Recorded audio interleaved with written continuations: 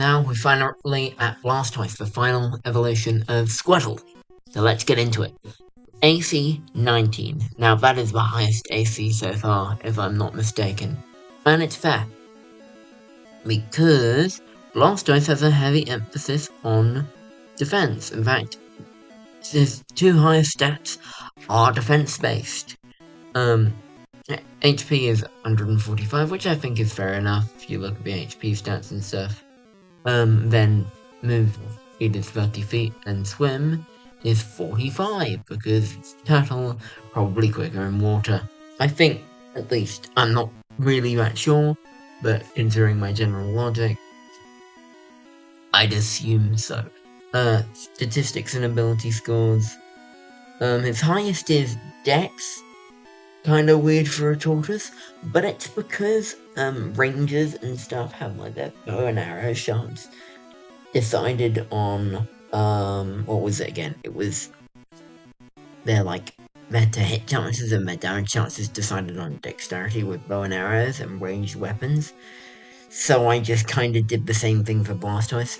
Strength is also very high because I mean look at the guy. He looks like if he sat on me, I'd die. So, and Con's pretty good too. And then all of his others aren't too great. Anyway, the traits. Corin.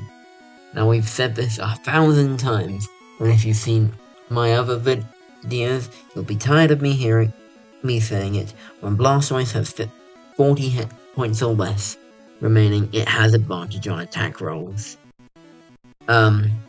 Now, usually, it's a third, and then the attack goes up. But, actually, now I think about it, it's pretty close to that, so it's pretty accurate to the game version, because usually it will be half health. But here, it's like almost 100% accurate to the game version.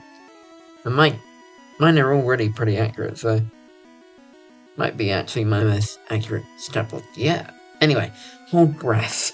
Blastoise is a turtle, and as I mentioned in my previous videos, turtles can't breathe underwater, but they can hold their breath for very long amounts of time, so can Blastoise. Rain Dish, and when it's raining, Blastoise regains 5d4 hit points at the start of its turn, if it has at least one hit point. A 5d4 at this point is an average of, I think it's like 12, which is not a lot if you compare it to 145, but it's something. Multi-attack here as can use Water Gun or Skull Bash 4 times. That's a lot of times. Yeah. It's quite a few, but at the end of the day, even if they all hit, it's not like it's pretty good damage, but they won't always hit. And it's kind of, and now I look back on it, it's kind of weird, but I gave the very slow tortoise. It's more about saving up for his shots. 4 attacks. But either way, that's not what the stat block's about. What we're really about here is that Hydro Pump. Blastoise. This is recharge 5 to 6, if you didn't see. I'm keeping that in the final cut.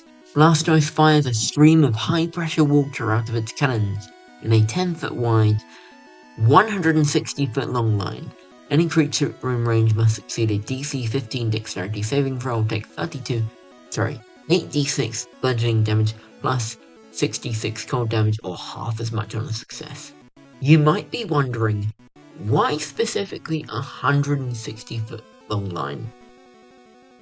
Well, if you look in the Pokédex, you will see that one of Blastoise's Pokédex entries says that he can shoot water, you guessed it, 160 feet.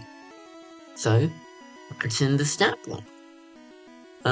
Yeah, it does both bludgeoning and cold damage, because, not just because, like, being hit by water is like, oh, it's really cold and stuff, but it's also, you've just been hit in the face by a ton of water, so it probably hurts from that alone as well. And reactions, if withdrawal, if targeted by an attack, it retreats into its shell, increasing its AC by 3 until the start of its next turn. Now, Unless you've seen my Squirtle or Blastoise, sorry, Squirtle or Waterfall videos, you're probably wondering, Holly, why not just give Blastoise 22 AC? Well, the Pokedex talks so much about him going into his shell, so I thought I'd include it in the stat block. Yeah, sure, it functions the same as just giving him 22 AC, but I thought it was interesting enough, so there it is. And that's it for today. So we've now done all of the Kanto starters, and we'll be getting on to Caterpie next time. See you guys later.